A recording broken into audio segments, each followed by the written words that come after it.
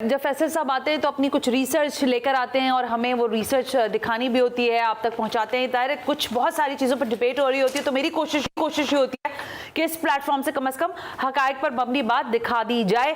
دو سوالات میں ان سے کرنا چاہ رہی ہوں. فیصل رضا عابدی صاحب, پہلا سوال تو میرا یہ ہے کہ اب جب آپ اتنی ساری باتیں کرتے ہیں نا, تو لوگ آپ کی وہ پہلی والی بات پہ چلے جاتے ہیں جب آپ نے میرے ساتھ پہلا پروگرام کیا تھا اور آپ نے کہا تھا دنیا خاتمے کی طرف بڑھ رہی ہے. اگر دنیا خاتمے کی طرف بڑھ رہی ہے تو اس سے پہلے امام مہدی کا ظہور ہونا ہے.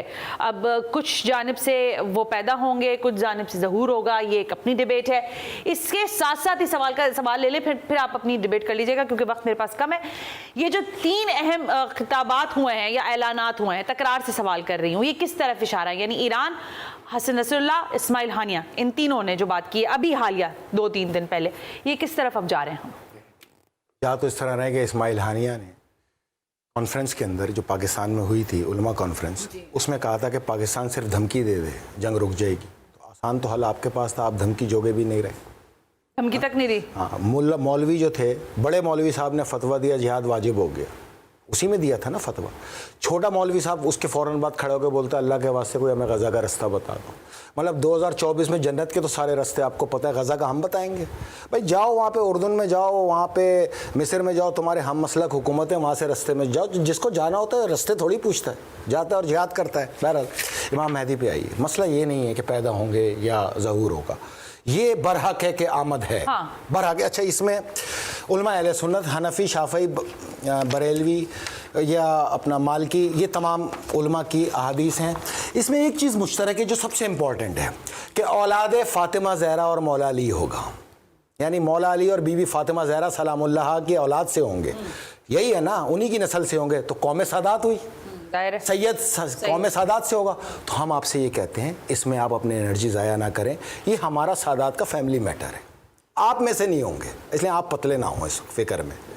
جب آئیں گے, اب کیسے آئیں گے, ہمارے اس کے ندائے آسمانی آئے گی, اس دن ندائے آسمانی آئے گی. حضرت جبریل آخری بار پیغام پہنچائیں گے جس کو دنیا میں بسنے والے اربوں لوگ اپنی اپنی زبانوں میں سمجھیں گے. چینی اپنی زبانوں میں سمجھے گا, جاپانی اپنی زبان میں سمجھے گا, انگلش اپنی زبان میں سمجھے گا, اردو اپنی زبان میں سمجھے گا, اور عربی اپنی زبان میں سمجھے گا. تو اس سے بڑا تو کوئی نشانی نہیں ہے.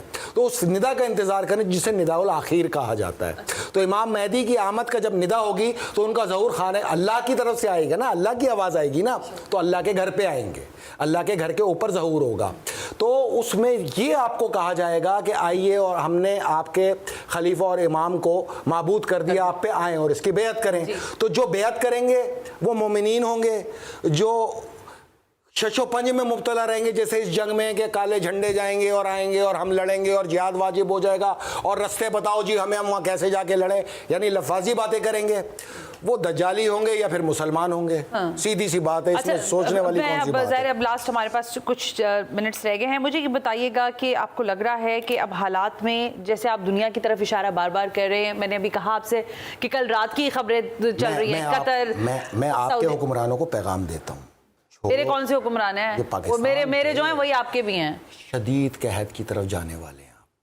یہ پروجیکٹ, یہ ساری چیزیں, یہ سب قیاس آرائی ہیں.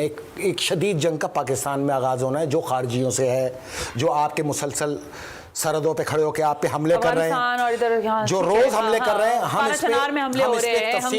ہم اس پہ تفصیل سے پروگرام کریں گے. ادھر بھی جنگ ہے, ادھر بھی جنگ ہے. میں آپ سے یہی عرض کر رہا ہوں کہ ہم بھی شش و پنج میں ہیں, ادھر جائیں یا ادھر لڑیں, ہم بھی فیصلے پر ہی ہیں. وہ اللہ کا گھر ہے, یہ اللہ کی سرزمین ہے. لیکن جو ان کے حالات ہیں, جس حالات میں انہوں نے پاکستان کو لیا, اور جس طرح یہ امریکہ کی مادیت پرستی کر رہے ہیں, ادھر لڑنا اپنی توہین کرنے کے برابر ہے. جہاں جو اللہ کے گھر پہ ہجرت کریں یہاں سے. کہ اگر میرے منہ میں خاک, لیکن آپ نے کہا کہ اتنی ٹرانسپورٹیشن وہ لال گائے کی ہو گئی ہے اور وہ وہاں آ بھی گئی ہے. میں تھوڑی کہہ رہا ہوں, اب تو پوری رپورٹ. ارے میری بات تو سن لینا. آپ کو لگ رہا ہے کہ یہ اسی ٹینیور میں, یعنی مہینہ 1.5 مہینے کے اندر, میں نے آپ سے کہا نا, اس کے بعد تو سورج ہے ہی نہیں. میں نے آپ کو بولا زلزلے آئیں گے, میں پاکستانیوں کو ایک پیغام دوں. یہ کراچی میں ہیکل سلیمانی تو تعمیر نہیں ہوگا, सवाल ही पैदा नहीं होता। इस सब के बाद भी अल्लाह क्यों की लाल गाय आ शिकस्त गई है, और वो सब? अल्लाह की शिकस्त है, हमारे लिए डूब मरने का मुकाम है जब तक हमारे घर में एक एक माँ बहन बच्चा मौजूद है। अगर हम मर जाएं और मुसलमानों के रहमो करम पे आ जाए तो वो तो पहले ही बन जाता, तो हो सकता है। अल्लाह की शिकस्त हो जाए और दज्जाल की फतह हो जाए तो खुदा की लानत है हम पर और हमारे जीने पर और हमारे इस दुनिया के ऊपर आने पे है। ईमान वालों यकीन रखना, इस घर की हिफाजत के अंदर कट मर जाएंगे, एक एक इसराइली को एक एक सहूनी को मार देंगे, पूरी दुनिया तबाह होती हो जाए, अल्लाह के घर की हिफाजत।